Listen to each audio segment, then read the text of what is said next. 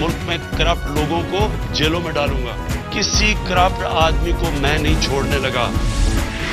You are selected prime minister, तड़कियां देते हैं और धमकियां देते हैं कि हम पूरी ऑपोजिशन को जेलों में मैं भेज दूंगा। You are not a dictator. तुम तो सिर्फ कठपुतली हो, तुम्हारी तोरे तो कोई और हिला रहा है। जंग अभी जारी है, अभी हमें दायमी अमन की असल मंजिल पर पहुंचना है।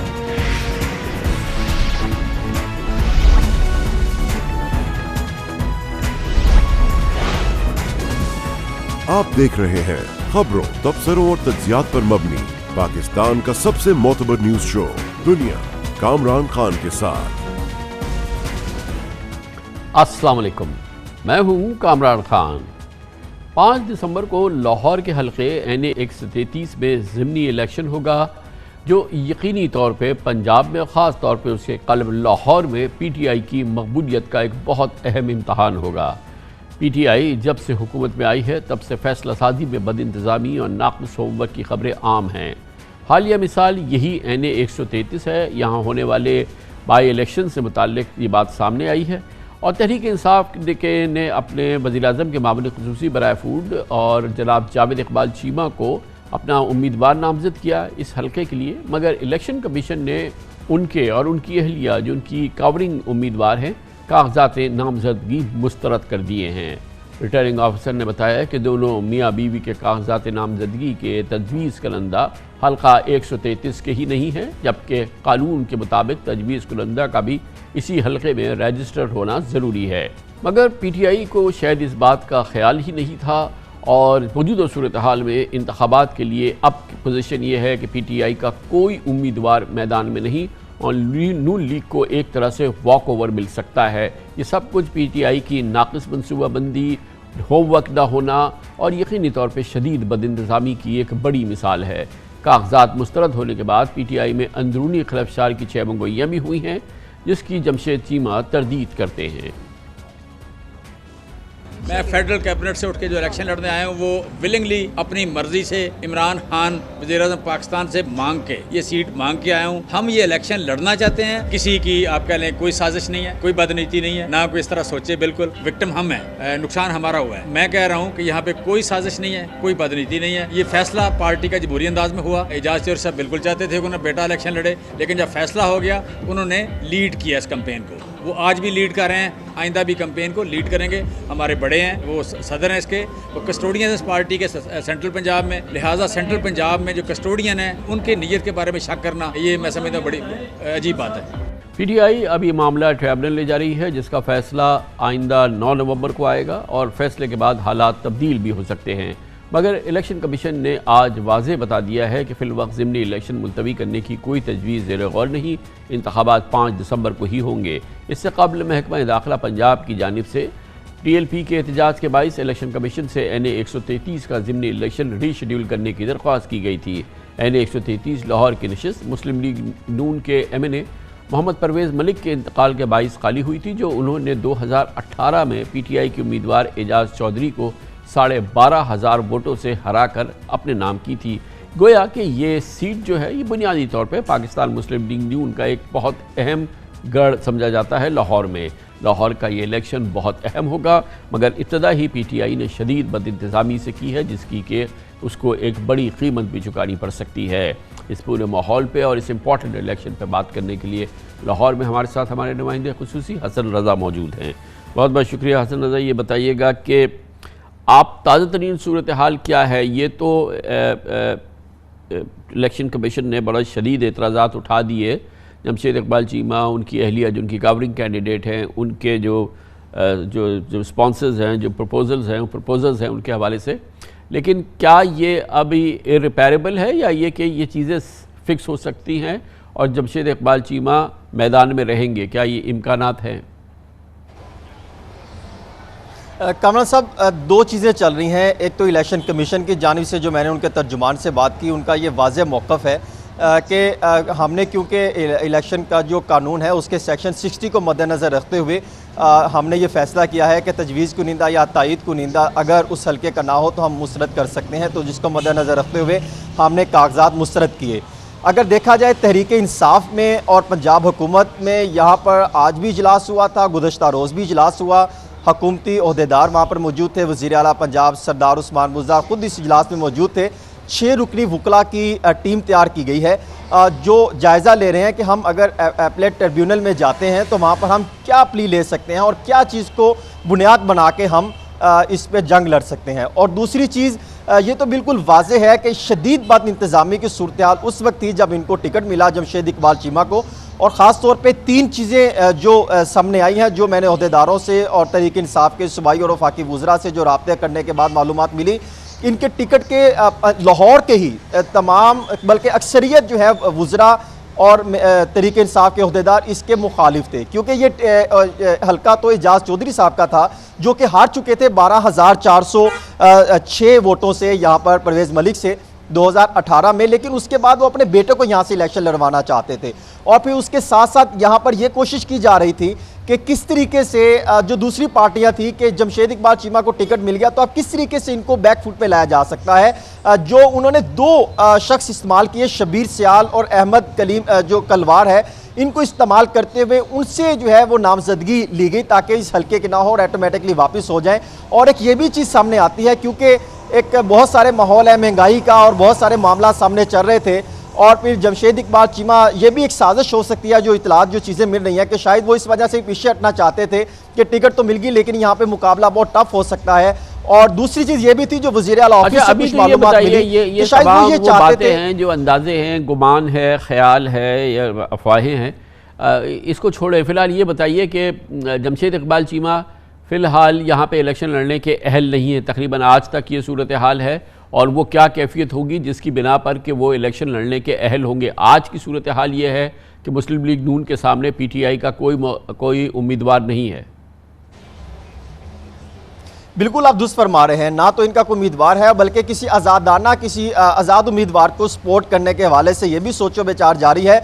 और जो तहरीक इंसाफ की जानिब से इजलास मुनक़िद किए जाने थे इस इलेक्शन को कामयाब बनाने के लिए 31 अक्टूबर को और 1 को होना थे, वो मुसरत जो है वो कैंसिल कर दिए गए और तमाम अहदेदारों को बता दिया गया कि अभी जो है मामला को डिले कर दिया जाए। और दूसरा एक और केस देखा गया है PLD 2007 सुप्रीम कोर्ट 377 का, जो इसमें वाज़े जो है इसमें बताया गया है कि इसके मुताबिक नहीं जो है उम्मीदवार के तौर पे नहीं सामने आ सकते, उसको मद्देनजर रखते हुए भी जो है हुकूमत शायद ये फैसला कर सकती है, किसी आज़ाद उम्मीदवार को भी सपोर्ट कर सकती है कि ये हमारी पार्टी की तरफ से नामजद होगा या हम इसको सपोर्ट करेंगे, और उसको मद्देनजर रखते हुए अपना उम्मीदवार मैदान में ला सकती है। अलबत्ता अब तक की जो बहुत ही तशवीशनाक सूरत हाल है PTI की पंजाब के हवाले से, लाहौर के हवाले से, जब लाहौर में ये सूरत हाल है और एक आम जो ज़िमनी इलेक्शन है उसकी तैयारी का ये हाल है कि कैंडिडेट कौन हो, फिर जो कैंडिडेट हो उसका कवरिंग कैंडिडेट उन्हीं की अहलिया हैं, फिर उसके अलावा फिर जो उनके तजवीज़ कुनंदा हैं, दूसरे प्रपोजल हैं, ये सारे जो लोग हैं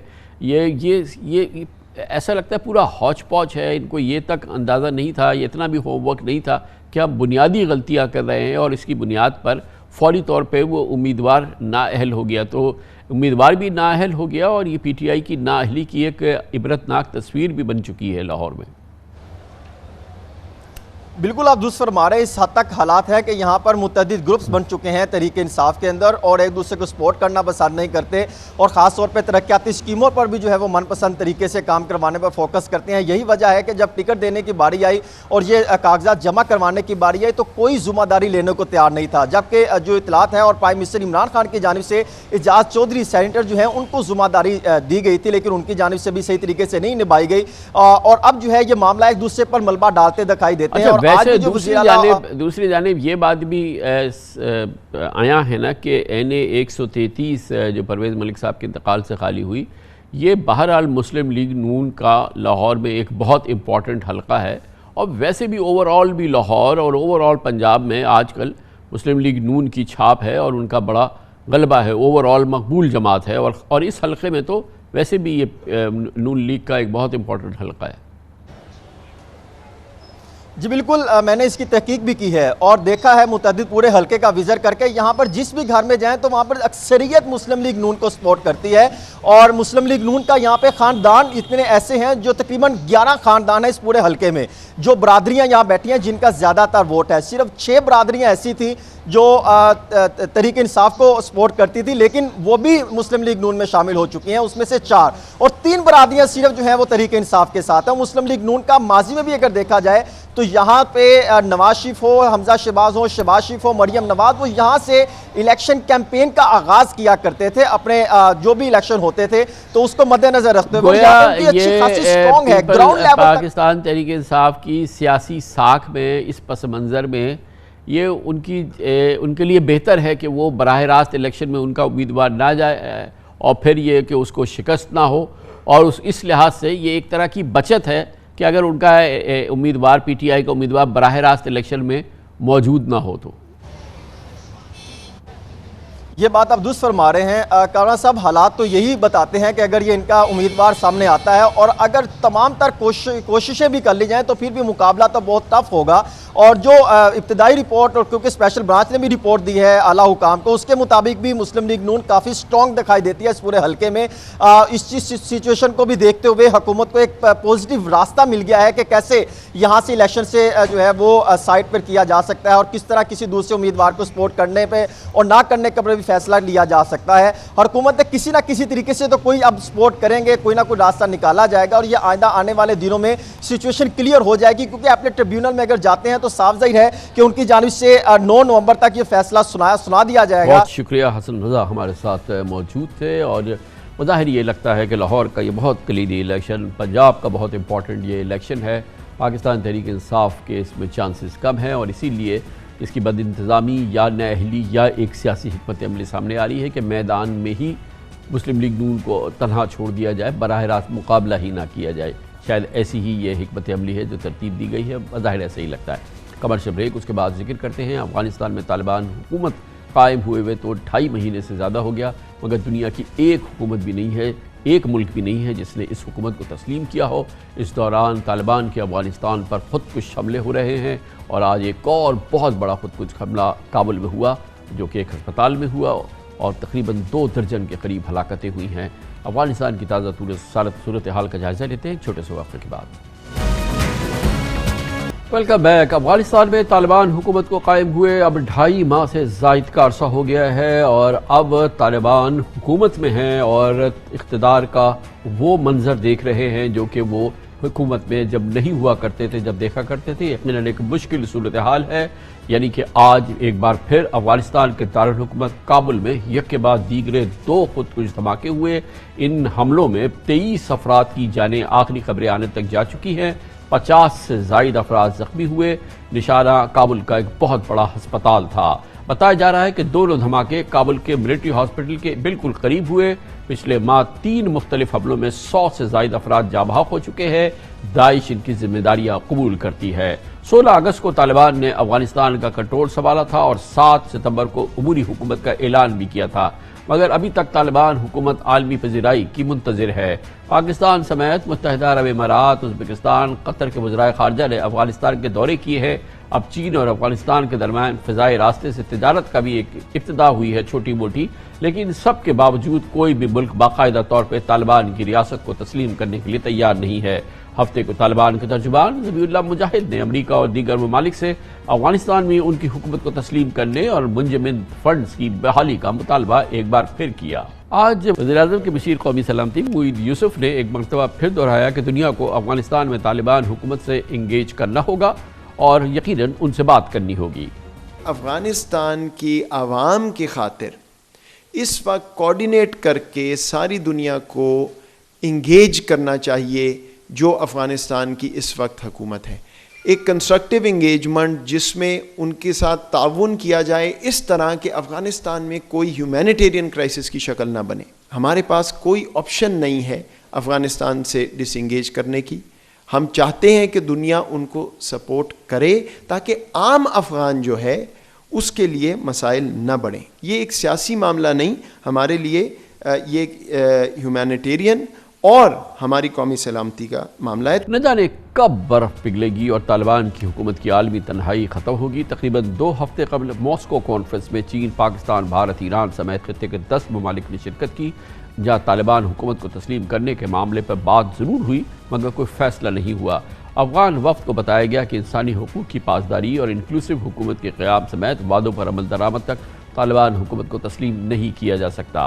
दूसरी जानिब अब अहम अमरीकी शख्सियात बेहतर तालिबान कारकर्दगी को तस्लीम कर रही हैं। वो मान रही हैं कि तालिबान का जो अभी तक रद्द-ए-अमल है, रवैया रहा है, वो बेहतर रहा है और उन ख्यालात से बिल्कुल मुतसादिम रहा है जिसमें ख्याल ये था कि उसी अंदाज़ की तालिबान हुकूमत नज़र आएगी, उसी अंदाज़ का तालिबान जुल्म नज़र आएगा, उसी अंदाज़ की तालिबान की ख़वातीन के ख़िलाफ़, इंसानी हुकूक के ख़िलाफ़ रिकॉर्ड नज़र आएगा जो कि उनकी गुज़िश्ता हुकूमत में थी। ये कैफियत नहीं है, अब काफ़ी बेहतर सूरत हाल नज़र आ रही है।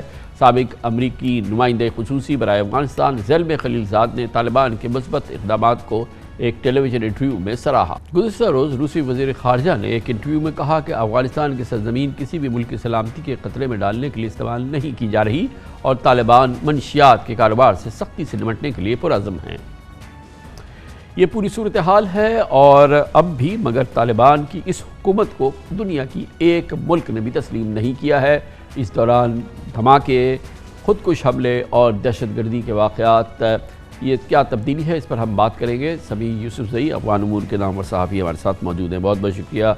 बताइएगा समी यूसुफ़ज़ई साहब, ये काबुल पे जो आज के हमले हुए हैं ये इंतहाई ख़तरनाक हमले हैं और ये पिछले कई दिनों से हम देख रहे हैं कि ये वाक़यात ताबड़तोड़ हमले जारी हैं। तो क्या हम ये कह सकते हैं कि दाइश जो इसकी ज़िम्मेदारी कबूल करती है उसने ऐलान जंग किया है तालिबान हुकूमत के ख़िलाफ़? जी यकीनन, जिस तरह तवक्को किया जा रहा था कि दाइश खतरनाक शक्ल में रही है अफगानिस्तान में, वो वक्त पे से हमले करते हैं लेकिन बड़े ख़तरनाक हमले करते हैं, बड़ी तादाद में लोगों को मारते हैं।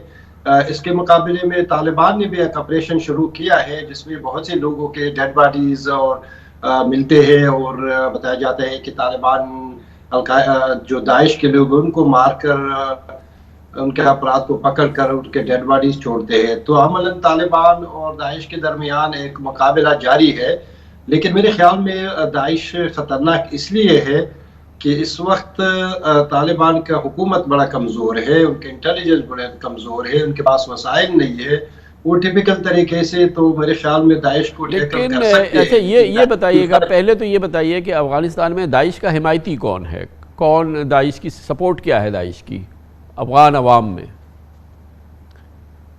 इस वक्त तो यानी दाइश का एक बेस तो वहाँ पर था।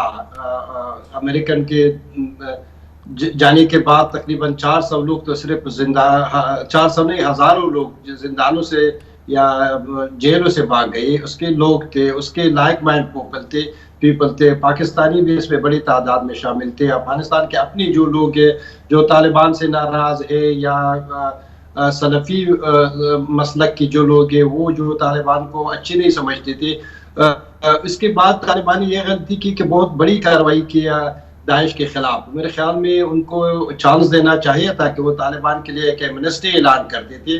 शायद तालिबान का ये ख्याल था कि हम दाइश के खिलाफ अगर सख्त रवैया रखे तो इससे वेस्ट या गर्ब या अमरीका खुश होंगे, लेकिन इसका उल्टा असर हुआ। अच्छा, अभी आपने जब हम आज के धमाकों की बात कर रहे थे सभी यूसुफ़ज़ई साहब, तो आपने कहा कि तालिबान का हुकूमत कमज़ोर है, उनकी इंटेलिजेंस कमज़ोर है, शायद उनकी मिलिट्री सख्त नहीं है, लेकिन ये तो वही तालिबान है ना जो कि अमेरिका की इंटेलिजेंस से उसकी इंटेलिजेंस को उन्होंने हराया, उसकी फ़ौज को उन्होंने हराया। तो दाइश तो उसके सामने कुछ भी नहीं है अगर तालिबान का मुकाबला हम देखें तो। देखे ना, जिस तरह अमेरिका के लिए तालिबान के लिए अमेरिका कुछ नहीं था, अफगान हुकूमत कुछ नहीं है, इसी तरह दाइश के लिए तालिबान भी कुछ नहीं है। टेक्निक तो वही अपनाई है दाइश ने कि वो अटैक करते हैं, बॉम्बिंग करते हैं। देखिए आज जो अटैक हुआ है, अभी मुझे रिपोर्ट आ रही है कि इसमें तालिबान के काबुल के कोर कमांडर मौलवी मुखलिस वो भी मारा गया है, जो कि बहुत बड़ी दचका है तालिबान के लिए। तो जिस तरह टेक्निक और सुसाइड बॉम्बिंग तालिबान भी कर रहे थे, अब दाइश भी कर रहे थे। जो अगर अमेरिका तालिबान के सुसाइड बॉम्बिंग हम लोग को रोकने में नाकाम थे तो इसका सवाल ही नहीं पैदा हो सकता कि तालिबान भी इसको टैकल करे या तालिबान दाइश की सुसाइड बॉम्बरों को स्टॉप करे। अब मेरे ख्याल में अफगानिस्तान में मसला ये है कि इस वक्त ह्यूमैनिटेरियन क्राइसिस है, लोगों के पास ग़िज़ा नहीं है, हुकूमत के नाम पे कोई चीज़ है नहीं इंटरनेशनली। तो क्या तो ये बताइए, आपने जैसे कहा ह्यूमैनिटेरियन क्राइसिस है, ग़िज़ा नहीं है, सेहत नहीं है और रोज़गार मईशत नहीं है, और हुकूमत कोई दुनिया की हुकूमत जो है वो इसको तस्लीम नहीं कर रही, अमेरिका जो है वो इसके ख़िलाफ़ है, मगरिब ख़िलाफ़ है, तो आखिर ये कब फिर ये बर्फ़ कैसे पिघलेगी और क्या इसका क्या नतीजा निकल सकता है? क्योंकि 2.5 महीने हो गए हैं और अभी तक किसी मुल्क ने तस्लीम नहीं किया है तालिबान की हुकूमत को। मेरे ख्याल में इसकी चाबी और इसके हल तालिबान के पॉलिसियों पे है। दुनिया चाहते हैं कि तालिबान एक हकीकत है, लेकिन तालिबान को अगर ये कहा जाए कि आप एक हकीकत है, इसका ये माना नहीं है कि आपको रिकग्निशन भी मिलेंगे। अगर तालिबान चाहते हैं कि दुनिया उसको शनाख्त दे, उसको एंडोर्स करे, तो उनको कुछ सादा सी फार्मूला है कि वो ख़वातीन के बाबत जो सैंक्शन लगा दे वो छोड़ दे, ह्यूमैनिटेरियन कुछ जो ह्यूमन राइट्स की कुछ मसाइल उनको हल करे। लेकिन सभी साहब अभी आपने सुना ज़ल्वे खलीलज़ाद भी ये कह रहे थे कि जो इम्प्रूवमेंट है वो काफ़ी विजिबल है, यानी कि वो पुराने तालिबान और आज की तालिबान हुकूमत में वाज़े फ़र्क नज़र आना शुरू हो गया है और नज़र आ भी रहा है। देखिए कुछ मसाइल में है कि अभी टेलीविजन पे पाबंदी नहीं है, तस्वीर पे पाबंदी नहीं है, लेकिन ये अफगान अवाम के मसाइल का हल ये नहीं है कि टेलीविजन पर अगर किसी को इजाज़त दिया गया या ख़वातीन को इजाज़त दिया गया या लोगों, लेकिन समी साहब अगर इजाज़त नहीं दिया होता और अगर आज ये बंद होता तो इस वक्त इससे बढ़ के तो टॉपिक कोई नहीं होता कि तालिबान ने मीडिया बंद कर दिया। देखिए बुनियादी मसला ये है कि तालिबान के अंदर जो तालिबान जो पॉलिटिकल तालिबान थे कतर में, उन्होंने वाज़ेह कर दिया है कि हमने दुनिया को ये बावर कराया था कि हम चेंज हो गई है। अब वो इस तरह हम चेंज नहीं हुए। कैसे हो सकता है कि एक बंदा की हेड बनी हो, वो यूनाइटेड नेशन के सैंक्शन लिस्ट में हो, अमेरिका के सैंक्शन लिस्ट में हो, और अब अमेरिकन प्रेसिडेंट चाहे भी थे इस हुकूमत को एंडोर्स करे, वो कैसे एंडोर्स कर सकते हैं? कांग्रेस कैसे छोड़ सकती है कि जो बंदा सिराज हक्कानी जिसके ऊपर हेड बनी है, वो इंटीरियर मिनिस्टर है, वो वांटेड लिस्ट में है। तो मेरे ख्याल में तालिबान को ये करना चाहता था कि पहले इन मसाइल को दुनिया के साथ हल करने थे, उनके बाद अपने मिनिस्टर को इस तरह की जो मतनाज़ा मिनिस्टर है इंटरनेशनल कम्युनिटी के, उनको अपॉइंटमेंट करना चाहिए। बहुत शुक्रिया समी यूसुफ से हमारे साथ मौजूद है। कमर्शियल ब्रेक के दौरान न्यूज़ हेडलाइंस देखें, जिसके बाद हम अपने प्रोग्राम के बाकी के साथ वापस आते हैं। हुकूमत और TLP माहिदा मुज़ाकरात अब भी कौमी बहस का मौजूअ अव्वल है, मगर इसके एक फ़वाइद और इसके असरात सामने आ रहे हैं और इस पर अमल दरामद भी होना शुरू हो गया है। TLP ने GT रोड समेत तमाम शाहराहों से एहतजाजी धरने ख़त्म कर दिए हैं। इस्लामाबाद, रावलपिंडी समेत गुजरावाला, गुजरात, जेहलम, इसके मुल्हक़ा इलाक़ों में मामूलात ज़िंदगी आज बिल्कुल बहाल है। मुज़ाहिरीन वज़ीराबाद में भी अब एक पार्क में चले गए हैं, जबकि हुकूमत पंजाब 2 मराहिल में 1060 अफराद को रिहा भी कर चुकी है। साद रिजवी और धरने के शुरुका पर दर्ज मुकदमात के हवाले से वजारत दाखिला ने वजारत कानून से मशावरत शुरू कर दी है। खबरें ये भी हैं कि कल साद रिजवी को लाहौर हाई कोर्ट में पेश किया जाएगा। इत्तलात ये हैं कि 1-2 दिन के अंदर साद रिजवी की भी रिहाई हो सकती है। दिलचस्प बात यह है कि हुकूमत और तहरीक लब्बैक का माहिदा मुसलसल पाकिस्तान में तनकीद और तारीफ़ की जद में है। अक्सर इतनी राय यह है कि माहिदा 21 दिन बाद ही सही, माफ़ कीजिएगा 12 दिन के बाद ही सही, लेकिन अच्छा हुआ, देर आयत दुरुस्त आयत। एक आम पाकिस्तानी ये समझता है कि तशद्दुद ना हो, मामूलात ज़िंदगी चलते रहें, खून ना बहे, झगड़े ना हो, तो उनके लिए यकीनी तौर पे यह है कि चले माहौल को में सुधार आएगा और हालात में सुकून आएगी। आम लोगों का कहना है कि हुकूमत ने दानिशमंदी का मुजाहरा किया और मुज़ाकरात का रास्ता इख्तियार किया, क्योंकि ताकत के इस्तेमाल से नुकसान मुल्क का ही होना है। ये मैं बात कर रहा हूँ आम पाकिस्तानी की, हमारे दानिश्वरों की बात नहीं है, लेकिन एक आम पाकिस्तानी समझता है कि वो सूरत हाल अच्छी है जिसमें सुकून हो, जिसमें खून ना बहे, जिसमें तशद्दुद ना बहे, जिसमें मामूलात ज़िंदगी चलती रहें। दूसरी जानिब लोगों का ये मौक़िफ़ भी है कि हुकूमत ने प्रेशर ग्रुप्स और स्ट्रीट पावर के सामने सरेंडर कर दिया है। 5 पुलिस वालों की जानें गई, 200 से ज़ायद पुलिस एहलकार ज़ख्मी हुए, मगर हुकूमत ने हुकूमती रिट को चैलेंज करने वालों को तस्लीम कर लिया है। अहम नुक्ता यह है कि आखिर हुकूमत ने रातों रात सख्त गिर पॉलिसी क्यों तब्दील की, और यही एक गेम चेंजर थी, क्योंकि हुकूमत जिस पॉलिसी पे चल रही थी, उसका जो लबो लहजा था, उसकी जो सोच थी, वो यकीनन एक बहुत ही तसादुम की जानिब चलती हुई कैफियत का आगा कर रही थी। और वज़ीर इत्तलात और नशरियात, जो कि हुकूमत के तर्जुमान हैं, वज़ीर आज़म के तर्जुमान हैं, फवाद चौधरी साहब ने तहरीक लब्बैक के एहतजाजी धरने के दौरान इंतहाई सख्त लबो लहजा इख्तियार किया था। ये सवाल उठ रहा है कि फवाद चौधरी के इरशादात ज़ाती थे या हुकूमती, क्योंकि ये वो गुफ्तगू उन्होंने की कि यकीनन पब्लिक ओपिनियन अगर जो आज हुकूमती मुखालिफ है, इस हुकूमत की इस माहिदे के मुखालिफ है, उस पर उसको इन्फ्लुएंस किया फवाद चौधरी साहब ने इस दौरान अपनी गुफ्तगू से, अपने इल्ज़ामात से। कल वज़ीर-ए-आज़म साहब की सदारत में जो इजलास हुआ उसमें पाकिस्तान की फौज, पाकिस्तान के इंटेलिजेंस इदारे और तमाम मुतल्लिका हुकाम ने उसमें शिरकत की और एक वाज़ेह पॉलिसी डिसीजन लिया गया है और वो डिसीजन यही है कि ये जो अब कालदम तहरीक लब्बैक है इसको मिलिटेंट पार्टी के तौर पर ट्रीट किया जाएगा। इनको हम कतई तौर के ऊपर अब एक सियासी जमात के तौर पर ट्रीट नहीं करेंगे। इस तहरीक को हम इंशाअल्लाह ताला जिस तरह से बाकी टेररिस्ट ऑर्गेनाइजेशंस का खात्मा हुआ है, आप देखेंगे कि इनका भी अब आगे मामला जो है उनको उसी तरीके से ट्रीट किया जाएगा। तहरीक लब्बैक को आपने कैसे रजिस्टर कर लिया? एक आईडी कार्ड के ऊपर जो बंदा यहाँ पे रहता नहीं, दुबई का ना वो रेजिडेंट है, आप तहरीक लब्बैक उसके नाम के ऊपर रजिस्टर हो गए। आपको समझ होनी चाहिए कि ये इस तरह की ऑर्गेनाइजेशंस ये कठपुतलियां हैं। ज्यादातर लोग जो होते हैं उनको तो पता भी नहीं होता वो क्यों इस्तेमाल हो रहे हैं। 3.5 मिलियन ट्वीट्स इंडिया से इनके लिए हुई, क्यों हुई? इंडिया क्या इनके मामे का पुत्र है? कालदम जमात तहरीक लब्बैक के हवाले से DGISI ने ये ब्रीफिंग दी। उसके जो तफसीलात हैं वो तो मैं आपको नहीं बता सकता कि उसमें क्या क्या जो रवाबत के बारे में, ताल्लुकात के बारे में जो इत्तलाआत हैं हमारे पास, वो उनकी तफसील में जाना शायद मुनासिब नहीं होगा। अहम सवाल तो ये भी है कि हुकूमत किस हद तक सख्त पोजीशन ले सकती थी। वैसे भी अब धरना सियासत को अलविदा कहने के बाद तहरीक लब्बैक मुल्क की सियासत की अहम शरकतदार हो सकती है। ये बात खारिज से इम्कान नहीं कि इलेक्शन 2023 के बाद तहरीक इंसाफ और तहरीक लब्बैक सियासी इत्तेहादी बन जाए। पाकिस्तान में कुछ भी हो सकता है। इलेक्शन 2018 के दौरान पंजाब के कई अहम हलकों में तीसरी पोजीशन लेकर TLP ने गेम चेंजर का किरदार अदा किया था। ये कोई बईद नहीं कि इलेक्शन 2023 में भी TLP हैरान कुन इंतखाबी कारकर्दगी दिखा सके, मगर बहरहाल ये एक बहुत अहम कौमी मौजू है। इसके दोनों पहलू हैं। हुकूमत पे इस हवाले से दबाव भी है और आम आदमी को इस हवाले से उसकी एक बड़ी तादाद को इस बारे में सुकून है कि बहरहाल ये मसला हल हुआ। लेकिन ये है बहुत ही मुश्किल सूरत हाल हुकूमत के लिए। यकीन इसमें नदामत के भी आमाल हैं या उसके असरात हैं जो कि नज़र आ रहे हैं।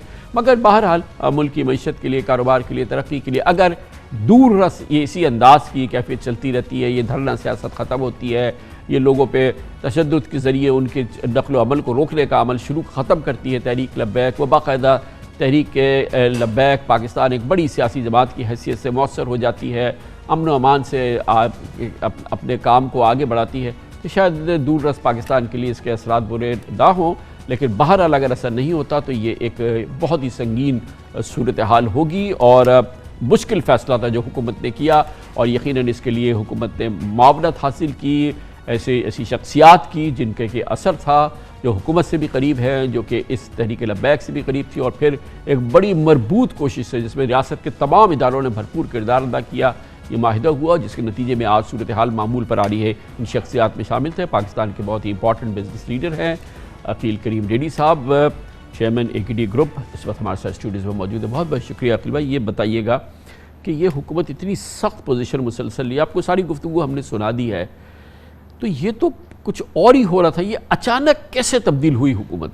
कामरान भाई, मेरा ये ख्याल है कि हुकूमत डेफिनेट इस चीज़ को रिजॉल्व करना चाहती थी, लेकिन रिजॉल्व हो नहीं पा रहे थे मामलात, क्योंकि दोनों तरफ से बयानात काफ़ी सख्त आते थे, धरने की तरफ से भी आते थे और यहाँ से भी आते थे। लेकिन अगर आप ऑन द होल जो एग्रीमेंट हुआ है उसको अगर आप देखेंगे ना, आप यकीन करें, आप ये सोच भी नहीं सकते कि किसी ने किसी को कुछ दिया है। जो मामलात थे वो तो बहुत छोटे से मामलात थे, इसकी हाइप बहुत ज़्यादा क्रिएट हुई थी। साद रिजवी साहब को राह करो भाई, उसको ऑलरेडी कोर्ट छोड़ चुकी है। गवर्नमेंट ने तो अब यही करना है, ऑलरेडी गवर्नमेंट अपील में जा चुकी है। सुप्रीम कोर्ट ने ऑलरेडी हाई कोर्ट को कहा हुआ है कि भाई 2 रुकनी बेंच, डबल बेंच के साथ इसको आप सुने। एक जज उनको पहले छोड़ चुका है, तो वो इतना बड़ा इशू नहीं है। दूसरा इशू ये है कि तहरीक लब्बैक के जो बंदे पकड़े गए MPA के तहत, नुक्से अमन के तहत पकड़ते हैं और पुलिस जब खतरा टल जाता है तो उनको छोड़ दिया जाता है। वो आज सारे छूट गए लोग। तीसरी डिमांड उनकी क्या थी कि आप हमें सियासत भी करने दें, हमारा राइट बनता है। तो कोर्ट ऑलरेडी इनको अलाउ तो कर चुकी है। तो मेरा ख्याल है कि लेकिन अखिल भाई, इससे पहले जब हुकूमत ने बैन किया था, कलअदम तंजीम बनाया था इसको, तो उसके हवाले से हुकूमत के पास कोई मालूमात होगी। और उसके बाद जो अब ये फवाद चौधरी साहब ने बात की, इसमें उन्होंने नाम लिए किस शख्सियात ने उनके बारे में किया है, समझता तो हूँ हुकूमत कि दोनों तरफ से कैसे इग्नोर काफ़ी किया हार्ड बयानात आ रहे थे, ठीक है। लेकिन क्या हमारा मुल्क इन चीज़ों को अफोर्ड कर सकता है? चाहे हुकूमत हो या चाहे तहरीक लब्बैक, हमारा मुल्क ये चीज़ें अफोर्ड नहीं कर सकता। हमारे दुश्मन बहुत हैं। हमारी अफवाज बलूचिस्तान में मसाइल में गिरी हुई है, हमारी अफवाज नॉर्दर्न एरियाज़ में देख रही है। अफ़गानिस्तान का ताज़ा इशू सामने खड़ा हुआ है। सीपेक को आपको आगे लेके चलना है, और इस दौरान अगर आप इंटरनल फंस जाते हैं तो दुश्मन तो खुश होगा। और मैं ये समझता हूँ बहुत ज़बरदस्त बोधबारी का मुजाहरा किया है, दोनों तरफ से टेबल पे बैठे हैं। गवर्नमेंट ने भी लेकिन कल का मतलब कल नहीं, मतलब 1 महीने बाद, 2 महीने बाद, 3 महीने बाद फिर तहरीक लब्बैक निकले, फिर रोडों को बंद कर दे, फिर धरने कर दे, तो फिर क्या होगा? मैं समझता हूँ कि बीच में गलतफहमियाँ ज़्यादा थी। मैं आपको यकीन से कहता हूँ ये डरने वाली सियासत किसी के इंटरेस्ट में भी नहीं है, वो चाहे कोई क्यों ना हो। हमारे मुल्क को हमको आगे लेके चलना है। आप यकीन करें, हम आपस में बैठ के ये सोच रहे थे, हमें किसी ने नहीं कहा था। हम बैठ रहे थे, लोग आ रहे थे कि यार ये मामलात हैं क्या जो इतने ज़्यादा आगे बढ़ रहे हैं। और कामरान भाई जब बैठे ना, आप यकीन करें, मैं आपको फिर रिपीट से कर रहा हूँ, कोई इशू ही नहीं था। इसमें गवर्नमेंट ने कमेटी बनाई थी जिसने तहरीक लब्बैक से बातचीत की, उसमें शाह महमूद कुरैशी साहब का बहुत बड़ा रोल है, असद कैसर साहब का बहुत बड़ा रोल है, अली मोहम्मद खान का। ये 3 लोग की कमेटी बनी थी और ऑलरेडी ये बेचारे नेगोशिएशन कर रहे थे। मुफ्ती मुनीब को इसलिए इन्वॉल्व करना पड़ा बशीर फारूकी के कि ये बरेलवी मकतब फ़िक्र के मुफ्ती आज़म हैं, और बशीर फारूकी साहब बहुत बड़े वेलफेयर ऑर्गेनाइजेशन चलाते हैं। इनके साथ तीसरे एक मुफ्ती आबिद साहब थे जो तहरीक लब्बैक से की तरफ से इलेक्शन लड़ चुके थे, और ये माशाल्लाह जानी पहचानी शख्सियत थी। और तहरीक लब्बैक में बहुत सारे ऐसे लोग हैं जो मुफ्ती मुनीब साहब के स्टूडेंट हैं। उनको असुरंस चाहिए थी, वो ये फील कर रहे थे कि हम जब भी मुआहदा करते हैं हमारे साथ धोखा होता है। लेकिन अच्छा, इसमें एक पहलू ये है वकील भाई कि मुफ्ती साहब की अपनी एक बड़ी अहमियत है, बहुत ही काबिल कदर वो शख्सियत है, बहुत ही उनकी अपना बड़ा एक उनकी इज़्ज़त है। लेकिन बहरहाल हुकूमत के साथ उनका ताल्लुकात बहुत ख़राब रहे हैं, हुकूमती वज़रा के साथ बड़े ताल्लुकात ख़राब रहे हैं, मुरुयत हिलाल कमेटी के हवाले से, फवाद चौधरी साहब के हवाले से। तो वो जो एक ज़ाती मामला मुफ्ती साहब का हुकूमत के लोगों के साथ रहा है, वो भी कुछ ज़्यादा उभर के सामने आ रहा है। और उसका भी हमने कुछ बयानात देखे मुफ्ती साहब के, वो बहुत सख्त बयानात थे। अभी मुफ्ती साहब ने डेफिनेट बयानात दिए होंगे, लेकिन मुफ्ती साहब का दूसरी तरफ रोल भी बहुत ज़बरदस्त था। जी। मुफ्ती साहब ने जब नेगोशिएशन में बैठे थे तो उन्होंने कहा था कि रियासत के आगे हमें बोलने का कोई राइट नहीं है। रियासत के साथ आप अपनी बात कर दें, बाकी रियासत नहीं करती तो गुनाह उसके सर पे होगा, आपके सर पे नहीं होगा। तो मुफ्ती साहब ने, ठीक है, मुफ्ती साहब शायद हो सकता है उनकी कोई नाराज़गी हो और सख्त बात ज़रूर की हो, लेकिन धरने वाली जो टीम से, तहरीक लब्बैक की टीम से, मैं समझता हूँ मुफ्ती साहब ने बहुत अच्छी तरह बात की और रियासत के इंटरेस्ट में बात की और रियासत के हवाले से बात की और रियासत को चैलेंज न करने की बात की। तो वहाँ अगर हम उसको देखते हैं तो मुफ्ती साहब का बहुत अच्छा। अब दूसरी जानिब से हम देख रहे हैं मुफ्ती साहब के तो बयानात हमने देखे, जिसमें कि कई बयानात में बहुत सख्त जुमले भी हैं, लेकिन हुकूमत की जानिब से अभी हमने कोई बयान नहीं देखा, उनके किसी वज़ीर ने कोई इस माहिदे के हवाले से या कोई इस किस्म की बात नहीं की है। मेरा अपना ख्याल है कि कामरान भाई कंट्री इंटरेस्ट में है कि बयानबाजी से हम निकले। जो काम हुआ है बहुत अच्छा काम हुआ है। आपके ख्याल में देरपा है ये? बिल्कुल देरपा भी है, और इंशाअल्लाह ताला अब फ्यूचर में इस तरह के कोई भी मसाइल में हम नहीं आएंगे। और ये यकीन दहानी करवाई भी गई है। तो मैं ये समझता हूँ कि जो बातें इनकी मानी गई है वो बहुत छोटी बात है, बहुत छोटी।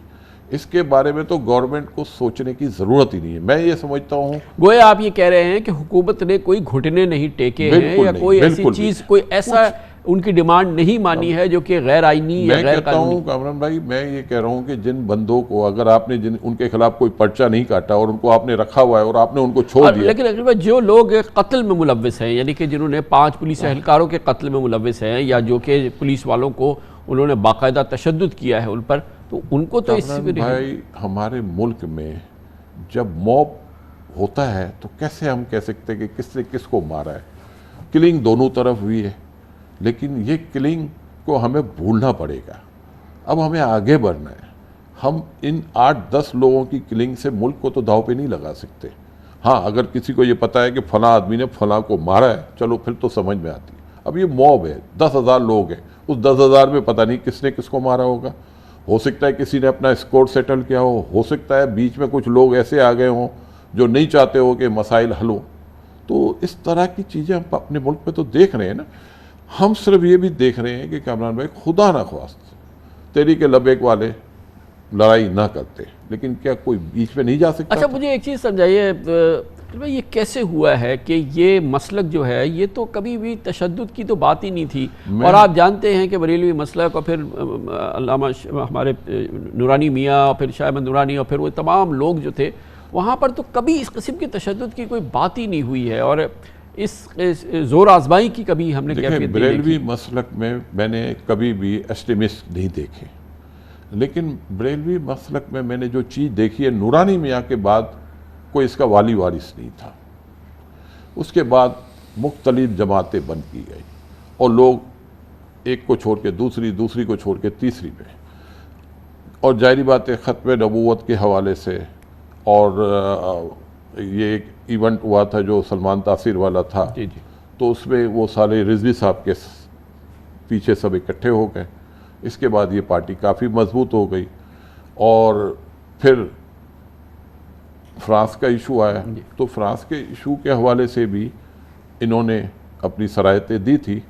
अब सबसे जो बड़ी बात है ना, जो इसमें मैं समझता हूँ गलतफहमी है, वो ये कहते हैं हमने कभी नहीं कहा फ्रांस के सफ़ीर को आप निकालें। वो ये कह रहे हैं कि हमारा पिछला एग्रीमेंट आप पढ़ ले, उसमें भी आपको ये नहीं मिलेगा। हमने सिर्फ ये कहा था कि आप पार्लियामेंट में बहस करवा लें। पार्लियामेंट उसको रिजेक्ट करती है, पार्लियामेंट जा रहे और रियासत जाने। हमने इस हद तक बात की थी। तो वो ये कह रहे हैं कि हमारे ऊपर ये कहा जा रहा है कि हम कहते हैं फ्रांस के सफ़ीर को बाहर निकालें और फ्रांस का कौंसल खाना बंद करें, एम्बेसी बंद कर दें। तो वो कहते हैं हमारा ये मुतालबा नहीं है। तो कामरान भाई, जब ये मुतालबे पे गवर्नमेंट टिकी हुई थी मसला था, वो नहीं मान रही थी, तो ये तो सरे से है ही नहीं। तो इसके बाद तो छोटी मोटी नीटी गिटी रह गई थी और इसको लेके अब लड़ाई को आगे नहीं ले जा सकते थे। इसको हमने रिजॉल्व करना था और अल्लाह ताला ने करम किया। और तो क्या ये आगे चल के इतनी इनकी रंजिशें दूर हो गई हैं कि आइंदा इलेक्शन में सियासत में होता है कि टीएलपी और पीटीआई जो है वो एक दूसरे के करीब आ जाए? पॉलिटिकल पार्टी तो आपको कामरान भाई पता है कि किसी को किसी से भी ज़रूरत पड़ सकती है। हर आदमी अपने पॉलिटिकल मकासद को देखता है, उसके लिए टीएलपी और पीटीआई के अंदर जहनी तौर पे यकसानियत है सोच में। मेरा जो आपको मैं ये समझता हूँ कि तहरीक लब्बैक पाकिस्तान का वोट अगर पड़ेगा तो शायद तहरीक इंसाफ की तरफ ज़्यादा माइल नहीं होगा, लेकिन बाकी पार्टी की तरफ जा सकता है, क्योंकि तहरीक लब्बैक में मॉडरेट लोग नहीं हैं, तहरीक इंसाफ में मॉडरेट लोग हैं। तो इनका पैक बन सकता है। मैं कहता हूँ इसके बावजूद भी ये इकट्ठे हो सकते हैं, लेकिन मैं ये समझता हूँ कि तहरीक लब्बैक पाकिस्तान ने भी अपने आप को बहुत बड़ी पार्टी के तौर पे, सियासी पार्टी के तौर पे प्रूफ किया है। पाकिस्तान की तीसरी बड़ी जमात, जिसकी उम्र बहुत छोटी उम्र में बहुत बड़ा काम उन्होंने किया, तो ऐसा तो पाकिस्तान में बहुत कम हुआ होगा। और इसके बाद जाहिर बात है कि वो दूसरे रास्ते पे चले और उसकी वजह से मसाइल बढ़ गए और ये सारी प्रॉब्लम्स आई। अब तो ये सारी प्रॉब्लम्स रिजॉल्व हो चुकी है। तो मैं ये समझता हूँ कि ये तो सबके लिए विन विन। बहुत बहुत शुक्रिया जनाब वकील करीम ढेरी हमारे साथ मौजूद थे। कमर्शियल ब्रेक, उसके बाद जिक्र करेंगे नैब का, जिसके लिए तीसरा तरमीमी कल ऑर्डिनेंस आया और आज पूरी क़ुव्वत से नैब अपनी पूरी क़ुव्वत से अपने तमाम केसेस में वापस आ गई है और हुकूमत की भी नैब पे गिरफ्त मजबूत हो गई है। नैब का एक नया जन्म है, लेकिन नैब के मुलज़मान के लिए और ख़ास तौर पर बड़े केसेस के मुलज़मान के लिए, मनी लॉन्ड्रिंग, जाली बैंक अकाउंट के लिए फ़िलहाल जो मुख्तसर हनीमून था वो ख़त्म हो गया है। अब सख्ती होगी, फैसले होंगे और केस चलेंगे, ये अब हम देखेंगे। इसकी तफसीलात आपसे देते हैं छोटे से वक्फे के बाद। नैब की अपने सैकड़ों केसेस के साथ और नए हुकूमत की नैब के साथ जारी आंख बचोली अब ख़त्म हो गई है, जो तकरीबन 1 महीने तक जारी रही, जिसके दौरान यह इदारा शदीद या बेयकीनी का शिकार रहा और अदम इस्तेहकाम हमने देखने में आया। लेकिन ये सारी कैफियत ख़त्म हो गई है और अब कल से नैब एक नई आबोताब के साथ पूरी क़ुव्वत के साथ अपने तमाम करप्शन केसेस में वापस लौट रही है। तीसरे तरमीमी ऑर्डिनेंस जो कि कल जारी हुआ, उसके बाद एक जानिब हुकूमत ने नैब पर अपनी गिरफ्त मजबूत की है, दूसरी जानिब अब नैब भी मुकम्मल इख्तियारात पूरी क़ुव्वत से दोबारा मैदान में उतरेगी। शरीफ ख़ानदान, आसिफ जरदारी, यूसुफ रज़ा गिलानी, शाहिद खान अब्बासी, मुराद अली शाह समेत मुख्तलिफ सियासी शख्सियात को अपने खिलाफ केसेस में मुमकिना रिलीफ के दरवाजे बंद हो गए हैं। नैब के तीसरे तरमीमी ऑर्डिनेंस के बाद चेयरमैन नैब को हटाने का इख्तियार सुप्रीम जुडिशल काउंसिल से वापस लेके अब सदर ममलिकत को दे दिया गया है। गोया चेयरमैन नैब अब हुकूमत की मर्जी और मंशा के ओहदे तक और उसी की मंशा के मुताबिक अपने ओहदे पर बरकरार रख सकेंगे। जो इंग्लिश में कहते हैं कि वो प्लेजर ऑफ द गवर्नमेंट पे काम करेंगे। जब तक कि गवर्नमेंट उनसे सुकून में रहेगी या उनको इत्मीनान रहेगा, उस वक्त तक वो इस ओहदे पे कायम रह सकेंगे, वरना नए कानून के तहत सदर उन्हें रुखसत कर सकते हैं। साबिक वज़ीर आज़म शाहिद खान अब्बासी ने आज मीडिया से कहा कि नैब तरमीमी ऑर्डिनेंस बदनीयती पर मबनी है, उसका इतलाक़ हुकूमत पर नहीं होगा। शाहिद खान अब्बासी का कहना था कि अब मुल्क का सर किसी भी वक्त चेयरमैन नैब को नौकरी से निकाल देगा। बदनीयती पर मबनी एक और ऑर्डिनेंस जारी हो गया है। जिस तरह इस कानून को तोड़ा मरोड़ा गया है, इसका इतलाक अब हुकूमत की चोरी पर नहीं होता। हुकूमत जितनी चोरी कर ले वो माफ है। मुल्क का सदर जो है वो किसी वक्त भी चेयरमैन नैब को निकाल सकता है अपनी मुलाजमत से। यानी मतलब ये है कि जो चेयरमैन नैब बात नहीं सुनेगा उसको मुल्क का सदर नौकरी से निकाल देगा। नैब के चेयरमैन को जो कानून में शिक थी कि इसको मजीद 1 दिन नहीं दिया जा सकता, उन्होंने उसको आगे एक्सटेंशन दे दी जब तक नए चीफ का इंतखाब नहीं होता। और नए चीफ का इंतखाब कभी हो नहीं सकता क्योंकि जो वज़ीर-ए-आज़म साहब है वो मुशावरत करने को तैयार नहीं है। तो अब ये जो चेयरमैन है ये ताहयात होंगे। नैब तरमीमी ऑर्डिनेंस के तहत ब्यूरोक्रेसी और बिजनेस कम्यूनिटी का तहफ़्फ़ुज़ बरकरार है। कारोबारी केसेस और बैंक मुकदमात नैब के दायरे कार से अब भी खारिज हैं, लेकिन अवाम के साथ धोखाधही और फ्रॉड के केसेस वापस नैब को सुपुर्द कर दिए गए हैं। सबसे अहम बात यह है कि जाली बैंक अकाउंट्स और मनी लॉन्ड्रिंग केसेस पहले की तरह अब भी नैब की पकड़ में रहेंगे। गोया शोहरा आफाक करप्शन स्कैंडल के 45 मुकदमात के मुल्ज़मान की शामत टली नहीं है, जिनके खिलाफ 14 रेफरेंसेस दायर हो चुके हैं। 18 केसेस इंक्वायरीज और 13 केसेस इन्वेस्टिगेशन के मरहले में हैं। मनी लॉन्ड्रिंग को पाकिस्तान जो है बड़े आड़े हाथों ये गवर्नमेंट ले रही है और लेती रहेगी। और उसमें अगर इस तरह की कोई बात आई, एक तरह का मिस इंटरप्रिटेशन आया, हालांकि मैं ये बिलीव करता हूँ कि जो ओरिजिनल 6 अक्टूबर का ऑर्डिनेंस था उससे ये बात ऐसे नहीं निकलती थी, लेकिन अगर ये बात की जा रही थी तो ये गवर्नमेंट का फ़र्ज़ था कि उसकी तस्हीह की जाए। अब सिचुएशन यही है कि वो जो तमाम केसेस जो चल रहे थे, तमाम इंक्वायरीज जो चल रही थी, तमाम इन्वेस्टिगेशन जो चल रहे थे, ट्रायल्स चल रहे थे, वो उसी तरह चलते रहेंगे। कोई उसके अंदर अब किसी किस्म की दो ओपिनियंस नहीं है। इस पस मंज़र में 3 हफ्ते कबल नैब ऑर्डिनेंस से मुताल्लिक़ लीगल एडवाइजरी के लिए वज़ारत कानून से इस इदारे ने राय मांगी थी और रीजनल दफातर को भी कहा था कि मामलात पर फैसला ना करें और फ़िलहाल ठहर जाएँ, जबकि दायरे इख्तियार से मुताल्लिक़ इबाहम की वजह से एहतसाब अदालतें और हाई कोर्ट्स भी करप्शन केसेस में मुहतात रवैया इख्तियार कर रही थी। दिलचस्प बात है कि नैब के तीसरे तरमीमी ऑर्डिनेंस के मुताबिक इसका इतलाक़ भी 6 अक्टूबर से तसव्वुर होगा, यानी 6 अक्टूबर से 31 अक्टूबर के दौरान अगर किसी मुल्ज़िम ने दूसरे तरमीमी ऑर्डिनेंस की बुनियाद पर एहतसाब अदालत से केस मुंतकिल कराया हो या कोई अदालती रिलीफ हासिल कर लिया हो तो वो भी गैर मौसर तसव्वुर होगा। बिलाशुबा 1250 से ज़ायद करप्शन रेफरेंसेस, हाई प्रोफाइल मुल्ज़मान की गिरफ्त में लाना और फिर पिछले 4 साल के दौरान 533 अरब रुपए की रिकवरी के दावे मौसर एहतसाब की गवाही है और इसमें कोई शक नहीं है कि पिछले 3 साल के दौरान नैब की जैसी कारकर्दगी रही है। उसने जिस अंदाज से रिकवरीज की हैं, जिस अंदाज से केसेस को परसू किया है, उसकी कोई इससे पहले मिसाल नहीं मिलती। और ये एक बहुत ही इस हवाले से ख़ास तौर पे बहुत ही मौसर दौर रहा है। नए तरमीमी ऑर्डिनेंस के बाद नैब की टीम और उसकी लीडरशिप को ख्याल यही है कि एक नई तवानाई मिल जाएगी। पूरी सूरत हाल पर बात करते हैं, नैब में आज की कैफियत क्या है और अब तीसरे तरमीमी ऑर्डिनेंस के बाद नैब किस सिमत आगे बढ़ने जा रही है, ये हमें बताएंगे इस्लामाबाद में हमारे नुमाइंदे ख़ुसूसी आमिर सईद अब्बासी।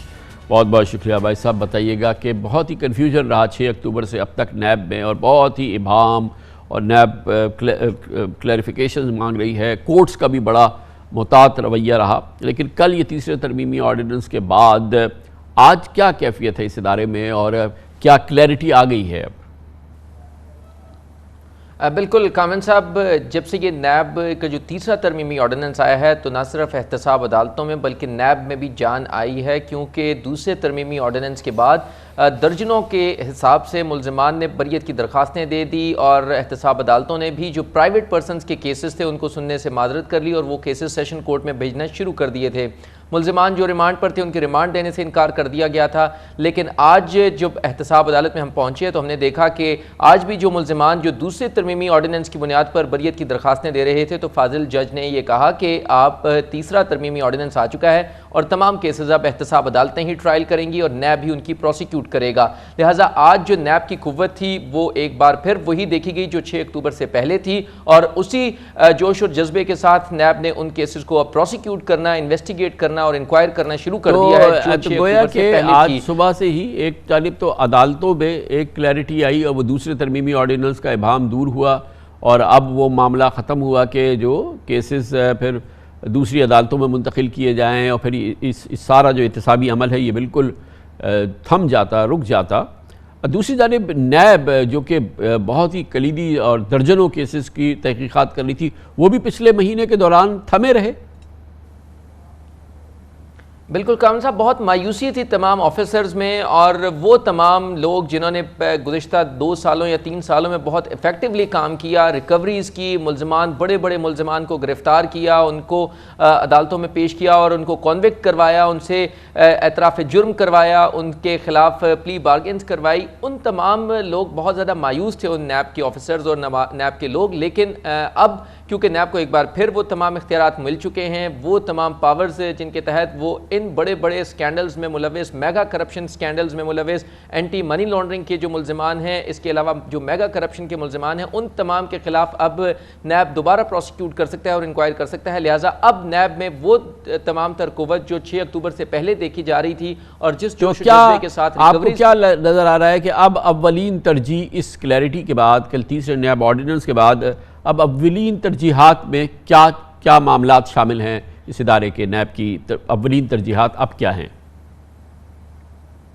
कमल साहब, mega corruption cases top list के ऊपर हैं और वो केसेस जिनमें मनी लॉन्ड्रिंग से मुतल्लिक जो इल्ज़ामात हैं और जो केसेस सामने आए हैं मनी लॉन्ड्रिंग से मुतल्लिक, इसी वजह से उन तमाम केसेस में नैब ने प्रायोरिटी नंबर 1 पे रखे हैं और उसमें फेक बैंक अकाउंट्स के केसेस हैं, जैसे LNG का केस भी है, वो भी एंटी मनी लॉन्ड्रिंग एक्ट के तहत दायर किया गया, उस सेक्शन ऐड की गई। दीगर जो मेगा करप्शन केसेस हैं, हाउसिंग सोसाइटीज़ के फ्रॉड्स हैं, उसमें जो नैब ने रिकवरीज की हैं ना तो वो इससे पहले कभी हुई हैं ना फ्यूचर में कभी हो सकती हैं। इसके अलावा मुजारबा के स्कैंडल्स हैं, उसमें अरबों रुपए की रिकवरीज की गई हैं। लिहाजा ये तमाम जो केसेस हैं जिसमें अवामुन्नास के साथ होने वाला फ्रॉड है, इसके अलावा जो कौमी ख़जाने को नुकसान पहुंचाकर जो मनी लॉन्ड्रिंग की गई है, वो केसेस भी टॉप प्रायोरिटी के ऊपर हैं, जिसमें शहबाज शरीफ का केस है, इसके अलावा आसिफ अली जरदारी के केसेस हैं, मुराद अली शाह के केसेस हैं। इन तमाम केसेस को अब मंतकी अंजाम तक पहुंचाया जाएगा और इसको स्पीडी ट्रायल करवाने की कोशिश की जाएगी, क्योंकि दूसरी तरफ एहतसाब अदालतों की भी तादाद बढ़ाई जा रही है।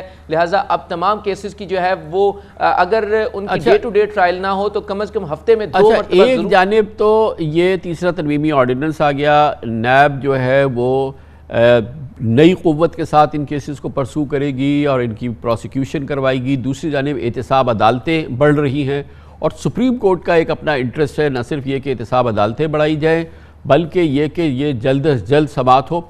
हुकूमत की भी तो अव्वलीन तरजीह ये है ना कि ये तमाम जो अंडर ट्रायल इम्पॉर्टेंट केसेस हैं ये सारे जल्द अज जल्द इनका ट्रायल मुकम्मल हो और जिनको सज़ाएँ होनी है वो सज़ाएँ हो जाएँ। तो ये पूरे निज़ाम की बज़ाहिर तो ये अव्वलीन तरजीह नज़र आती है कि ये केसेस किसी अंजाम को पहुँचे। कामरान साहब, जो कलेक्टिव एफर्ट्स हैं वो नज़र आती हैं, क्योंकि इससे पहले जब एहतसाब अदालतों की तादाद कम थी तो वहाँ पर वसाइल भी नहीं थे, बहुत सी मुश्किलात का सामना करना पड़ रहा था जो प्रेजेंट एग्जिस्टिंग अदालतें हैं उनको।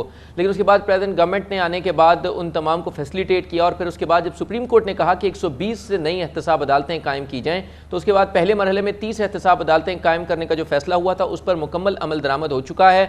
सिर्फ जजेस की अपॉइंटमेंट्स रह गई है, और क्योंकि जजेस की तादाद कम थी तो उसके लिए इंतजाम किया जा रहा है, क्योंकि दूसरे तरमीमी ऑर्डिनेंस में जो रिटायर्ड जजेस हैं उनकी भी तैनाती का जो फैसला है मंजूरी दी गई है। लिहाजा अब आने वाले दिनों में वो जो नई 30 एहतसाब अदालतें हैं वो भी काम शुरू कर देंगी, और रोज़ाना की बुनियाद पर अगर इन जो मेगा करप्शन केसेस हैं इनका ट्रायल शुरू हो जाएगा। और यूँ ये तमाम जो केसेस हैं इनमें जो अगर स्पीडी ट्रायल होता है तो आने वाले 6 माह में ये तमाम जो केसेस हैं वो अपने लॉजिकल एंड तक चले जाएंगे और इन तमाम केसेस में फैसला हो सकता है, क्योंकि इसमें निस्फ जो गवाह हैं उनके बयान रिकॉर्ड हो चुके हैं। इसमें कोई जो दरखास्तें आती हैं उनका फौरी फैसला किया जाता है, फौरी तौर पर नैब अपने आर्गूमेंट देता है। तो ये जो नामी ग्रामी केसेस हैं, ये जो बहुत ही मशहूर तरीन केसेस हैं जो नैब के पास हैं, क्योंकि ये मुकदमात चलना और फिर जाहिर है कि एक हिकमत अमली है जो मुल्ज़मान हैं उनकी के डेफर किया जाए केसेस को, डेट्स लगवाई जाएँ, समाअत ना होने दी जाए। मगर क्या फिर इसके बावजूद कुछ ऐसे मुकदमात हैं जो फैसले के करीब तर हैं और जो कलीदी बड़े इंपॉर्टेंट मुकदमात हों?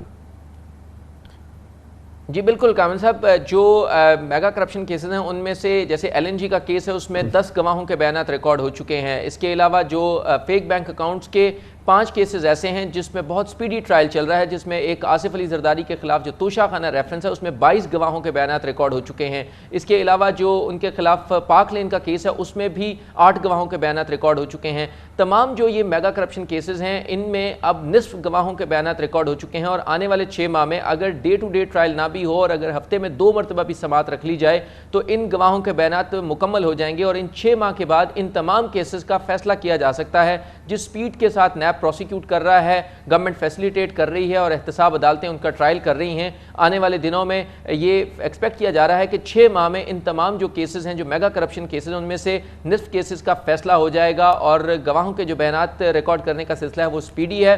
आसिफ अली जरदारी ने उनके खिलाफ जो 5वां रेफरेंस था उस पर उन्होंने हुक्म इम्तना लिया इस्लामाबाद हाई कोर्ट से, लेकिन अब तीसरा तरमीमी ऑर्डिनेंस आने के बाद जो 8.3 अरब रुपए की ट्रांजैक्शन का रेफरेंस है उसमें 28 अक्टूबर को उनको फर्द जुर्म आयद होना थी, लेकिन दूसरे तरमीमी ऑर्डिनेंस का सहारा लेकर उन्होंने स्टे ऑर्डर लिया। लेकिन अब तीसरा तरमीमी ऑर्डिनेंस आने के बाद वो स्टे ऑर्डर भी खारिज होने का इम्कान है और उसके बाद उनके ऊपर उस केस में भी फर्द जुर्म आयद हो जाएगी और वो केस भी स्पीडी ट्रायल होगा, ये एक्सपेक्ट किया जा रहा है। बहुत बहुत शुक्रिया आमिर सईद अब्बासी हमारे साथ मौजूद थे। कमर्शियल ब्रेक, उसके बाद जिक्र करते हैं पाकिस्तान में सनती पैदावार बढ़े, सनतों का फैलाव बढ़े, उसके साथ रोज़गार बढ़े, हुकूमत का टैक्स बढ़े। ये एक बहुत बहुत इम्पॉर्टेंट और एक बहुत ही एम्बिशियस प्रोजेक्ट था हुकूमत का और हुकूमत ने इसके लिए बहुत भरपूर कोशिश की। स्टेट बैंक ऑफ पाकिस्तान ने सैकड़ों अरब रुपए इस मकसद के लिए कोविड के तहत जारी किए, जो कि गुज़िश्ता साल जारी किए गए थे। अब वो वक्त है कि जब इसके समरात समेटने का वक्त है, जब इसके फ़ायदे देखने का वक्त है, इसका तज़िया करने की ज़रूरत है कि ये तमाम जो इतना बड़ा जो पैकेज था जिसमें टर्फ स्कीम थी, दूसरी स्कीम्स थी, उसका कौम को, मईशत को, कारोबार को, रोज़गार को कितना फ़ायदा हुआ है, इसको जांचते हैं छोटे से वक्त के बाद। अल्हम्दुलिल्लाह पाकिस्तान को कोरोना से तकरीबन छुटकारा मिल चुका है, लेकिन अब कौम की अहमियत, कौम के लिए अव्वलीन तरजीह, पूरे मुल्क की अव्वलीन तरजीह और सबसे इम्पॉर्टेंट जो है वो फोकस कौम का है, उसकी नज़रें लगी हुई हैं सनती फैलाव के लिए स्टेट बैंक ऑफ पाकिस्तान की मराती स्कीम्स के माशी समरात पर। ये वो स्कीम्स हैं जो कोविड के दौरान स्टेट बैंक ऑफ पाकिस्तान ने, हुकूमत पाकिस्तान ने सनती फैलाव के लिए, सनतों के एक्सपेंशन के लिए, ग्रोथ के लिए, इंडस्ट्रियल प्रोडक्शन को बढ़ाने के लिए, हमारी पैदावार को बढ़ाने के लिए, एक्सपोर्ट्स को बढ़ाने के लिए अरबों रुपए की मराद जो थी वो जारी की थी, बल्कि सैकड़ों अरबों रुपए की मराद जारी की थी। अब देखना ये है कि उसके फ़वाइद कहाँ कहाँ और कैसे कैसे नज़र आ रहे हैं। माशी माहरीन भी स्टेट बैंक के इक़दाम की रोशनी में मतलूबा GDP ग्रोथ, सनती पैदावार और मुलाजमतों की यानी कि रोज़गार की जो नई सूरत हाल पैदा हुई है उसका जायज़ा ले रहे हैं कि इन स्कीम्स का फ़ायदा मईशत में किस तरह से हुआ है। पिछले साल स्टेट बैंक ऑफ पाकिस्तान ने कोरोना से मुतासर सनत और कारोबार में नई जान डालने और लाखों नौकरियां बचाने के लिए 4 मराती पैकेजेस जारी किए थे, जिनके तहत सस्ते सनती कर्ज़ों की फरहमी और पहले से मौजूद कर्जों की वसूली मौक्कर करके प्राइवेट सेक्टर को मजबूरी तौर पे 1600 अरब रुपए की फाइनेंशियल सपोर्ट की गई थी।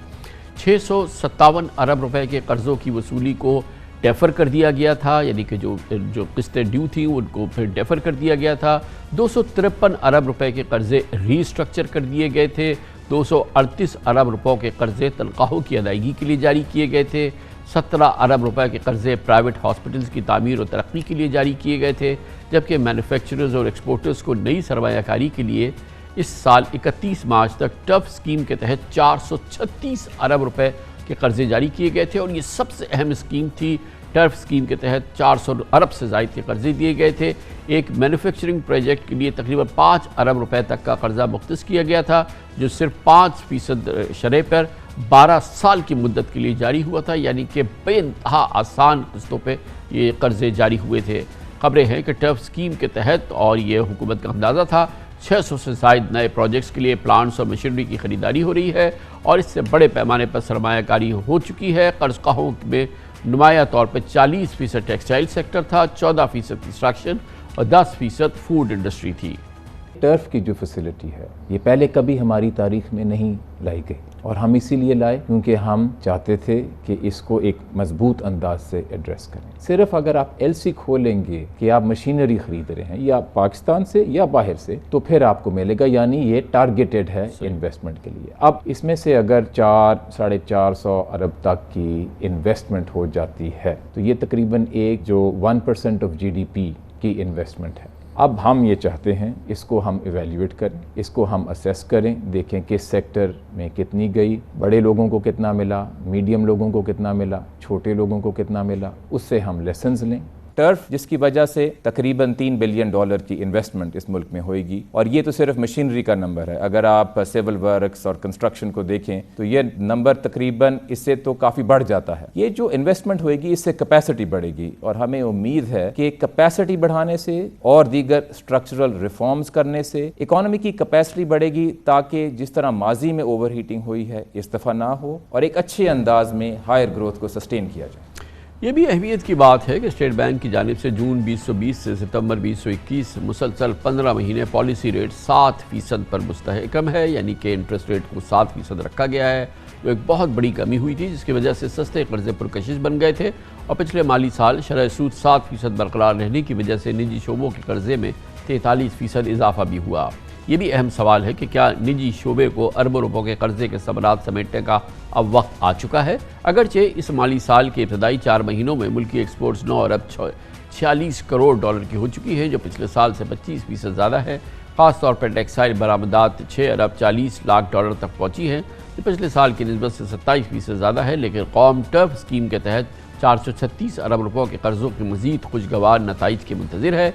लेकिन स्टेट बैंक की शोरा आफाक, अमराती पैकेजेस, सनती तरक्की, मुलाजमतों के फ़रोग और एक्सपोर्ट्स में बेपनाह इजाफे की मुतकाज़ी है, क्योंकि ख्याल यही किया जा रहा था, अंदाज़ा यही था, दावे भी ये थे कि एक गेम चेंजर सिचुएशन है जो कि इन इमाराती कर्ज़ों के ज़रिए, ट्रफ के ज़रिए इंट्रोड्यूस की गई है।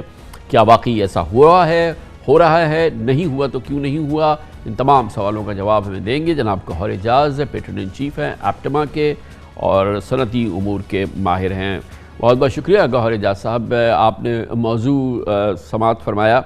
ज़ाहिर है कि जब टर्फ स्कीम आई थी ख़ास तौर पे, और उसके साथ फिर जो दूसरे इंसेंटिव पैकेजेस थे स्टेट बैंक ऑफ पाकिस्तान से, उसका मतलब ये था कि एक बहुत इम्पॉर्टेंट डेवलपमेंट होगी और इससे एक बड़ी हम ग्रोथ देखेंगे, अपनी इंडस्ट्रियल सेक्टर में देखेंगे, हमारी प्रोडक्शन की ग्रोथ होगी और ओवरऑल फिर ज़ाहिर है कि मुलाजमतें बढ़ेंगी, हुकूमत के रेवेन्यूज़ बढ़ेंगे। तो अब तक की अगर हम अकाउंट टेकिंग करें तो क्या बिल्कुल जो मतलूबा अहदाफ हैं वो हासिल हो रहे हैं, और अगर हासिल हो रहे हैं तो उसकी गवाही क्या है? बिस्मिल्लाहिर्रहमानिर्रहीम। कामरान खान साहब, थैंक यू वेरी मच। आपने जो पूरे आदाद और शुमार पेश किए उससे कौम के सामने है कि 450 अरब रुपए की खाली इम्पोर्ट हो रही है, जिसके सामने टर्फ का कर्जा दिया गया जो कि मशीनरी इम्पोर्ट हो रही है। जैसे आपने कहा कि इसके अलावा इसका इंफ्रास्ट्रक्चर बिल्ड होता है और जो रेशियो है वो 60-40 होता है कि 60% मशीन होती है, 40% इंफ्रास्ट्रक्चर होता है। तो मेरे तखमीने के हिसाब से तकरीबन 800 अरब रुपए के इस वक्त प्रोजेक्ट मुल्क में जो है वो लग रहे हैं। और उसमें से जो उसके सम्राट हैं आपके सामने हैं कि आपके पहले 4 महीने की एक्सपोर्ट टेक्सटाइल सेक्टर ने जो है आज तक जो नंबर नहीं टच किया वो 4 महीने का $6 बिलियन का है। मैं हमेशा कहता रहा कि आपको पाकिस्तान के सनतकारों पे ट्रस्ट करना पड़ेगा और इस हुकूमत ने पाकिस्तान के सनतकारों को ट्रस्ट करते हुए ये पहली चीज़ हमें दी कि हम कंपैटिटिव किया जाए, जिसकी वजह से हम पूरी दुनिया से बाहर चले गए थे।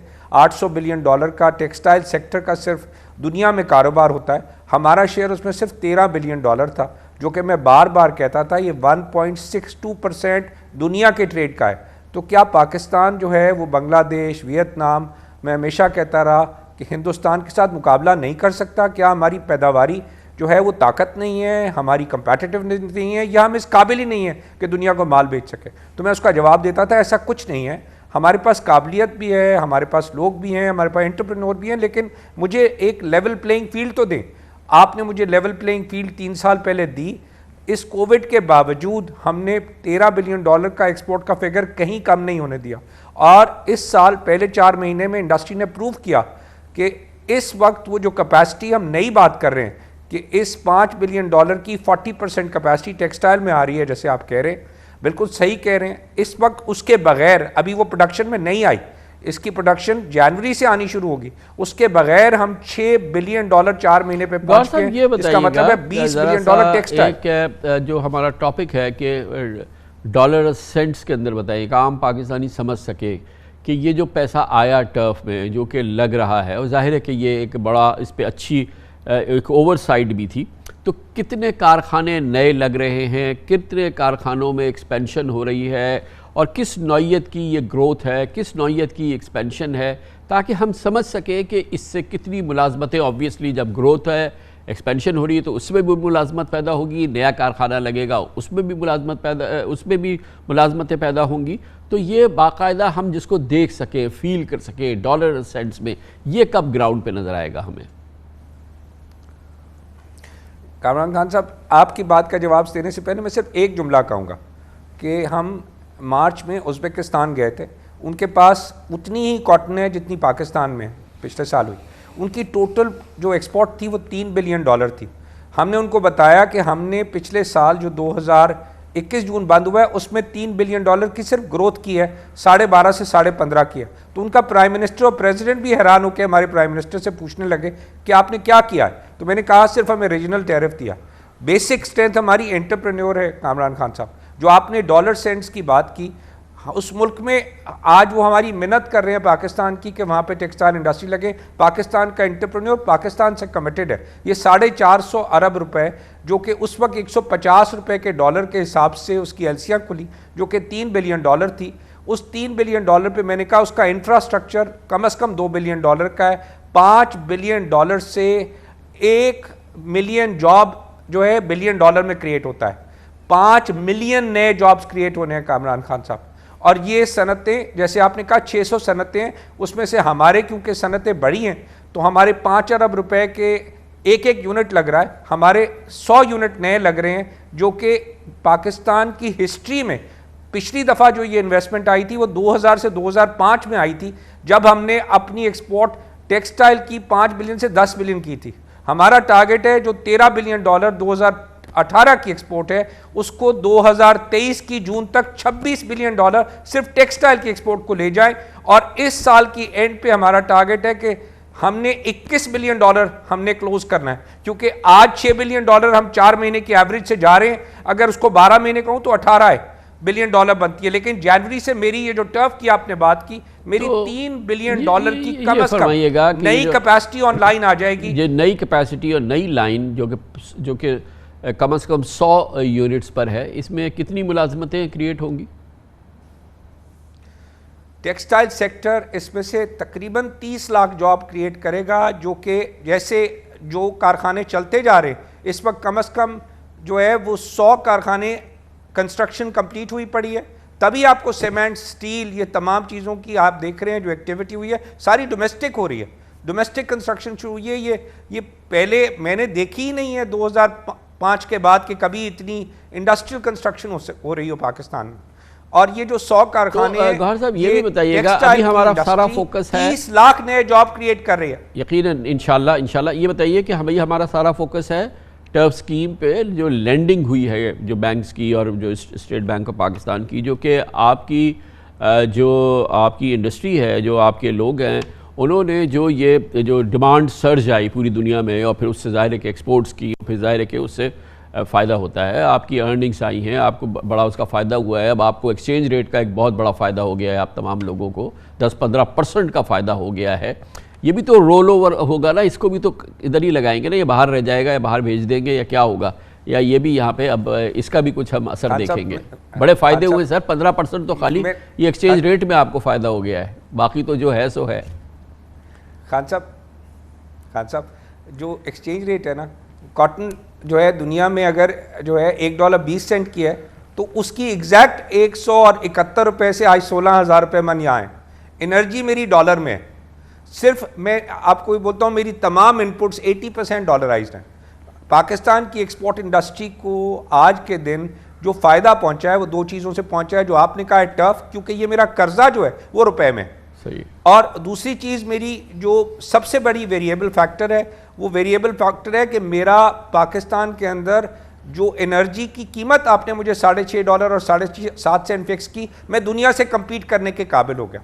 ये पाकिस्तान का जो एंटरप्रेन्योर है खान साहब, ये पाकिस्तान का सरमाया है। तो गौर साहब आपको तो दे दी मैंने 6.5 सेंट पे बताई, लेकिन कौम को तो हम 15 सेंट पे दे रहे हैं ना, 18 सेंट पे दे रहे हैं, और हम कैसे, और फिर उसकी वजह से हमारा आप सर्कुलर डेट देखें कि क्या हो गया।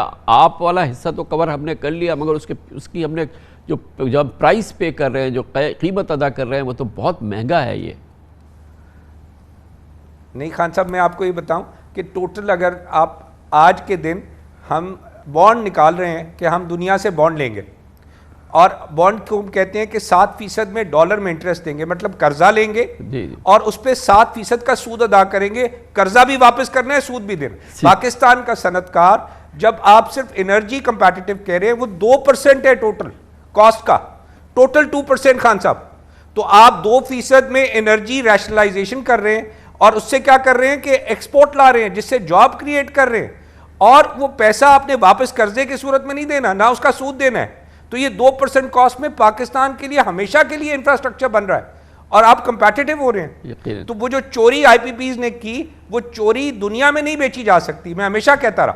तो पाकिस्तान की जो एक्सपोर्ट इंडस्ट्री है उसकी कॉस्ट सिर्फ 2% आ रही है इस वक्त, जो कि दुनिया में सिर्फ कर्जा लेने की हम कॉस्ट 8% दे रहे हैं। बड़े मजबूत दलाइल होते हैं गौहर एजाज साहब के। बहुत बहुत शुक्रिया, थैंक यू सो मच। जनाब गौहर एजाज हमारे साथ मौजूद थे। साथ ही हमारे आज के प्रोग्राम का इख्तिताम होता है। कल से फिर मुलाकात होगी इंशाअल्लाह। कल तक के लिए कामरान खान को इजाज़त। अल्लाह हाफ़िज़।